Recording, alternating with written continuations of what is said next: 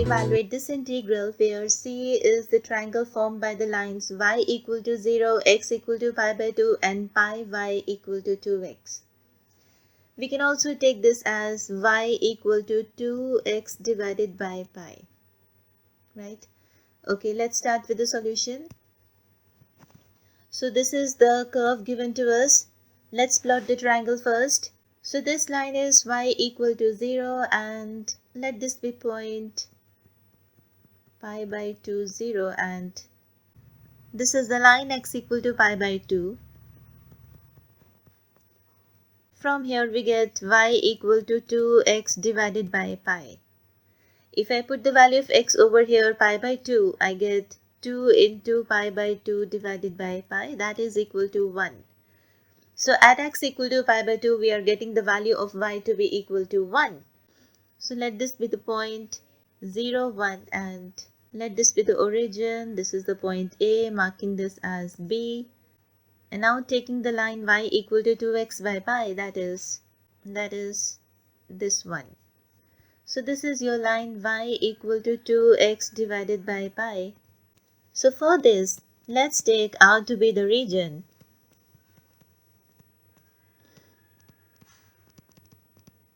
Enclosed by C. This C. Now y minus sin x and cos x, these are because continuously differentiable functions. We can apply the Green Theorem over here.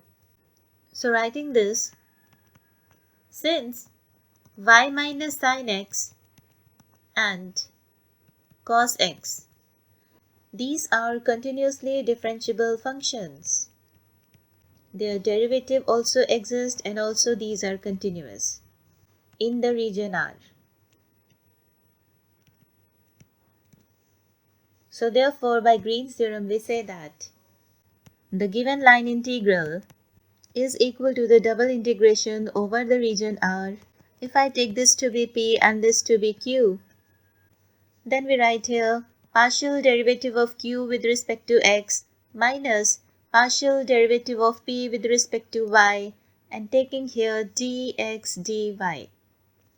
So this is equal to the double integration over the region R. So this is equal to the double integration over the region R. Okay, what is Q? It is cos x. So this is partial derivative of cos x with respect to x minus partial derivative of this y minus sin x with respect to y dx dy. So this is equal to the double integration. Okay, derivating this with respect to x, we get minus sin x minus derivating this with respect to y partially, we get 1 only, and writing here dx dy. So this is negative sin x minus 1, or it is negative of 1 plus sin x, right? So this is the double integration. I'm taking negative sign outside. So this is 1 plus sine of x. And here I'm having dx dy. We need to first put the limits of x. What are the limits of x? X varies from, this is your origin. X varies from 0 to pi by 2, right? So writing here from 0 to pi by 2. And the limits of y? The limits of y varies from, if I take any point over here, y varies from 0 to, okay, at any point we are getting y equal to 2x by pi. For any value of x, we are having the value of y to be 2x by pi, right? So y varies from 0 to 2x by pi. So it is varying from 0 to 2x by pi. Now because the limits of x are constant, right? And the limits of y depending upon x. So the variable having the constant limits should be on the outer integral, right? For that, I need to interchange these two. So this is negative of 1 plus sine of x, the integrand, and writing here dy dx. So because we need to first integrate with respect to y, I'm writing the limits of y over here, that is from 0 to 2x by pi, and writing the limits of x to be 0 to pi by 2. These are the constant limits. Please remember, you have to put the constant limits on the outer integral, right? Integrating this with respect to y, we get, this is y plus y sine of x. So this is equal to negative of the limits for x. And we have integrated the integrand with respect to y, getting this with the limits of y to be 0 to 2x by pi, and writing here dx. So this is negative of the integration from 0 to pi by 2. Okay. Putting the upper limit on y, we get 2x by pi plus 2x by pi sine of x. Right? Minus putting the lower limit on y, we get 0. And writing here dx.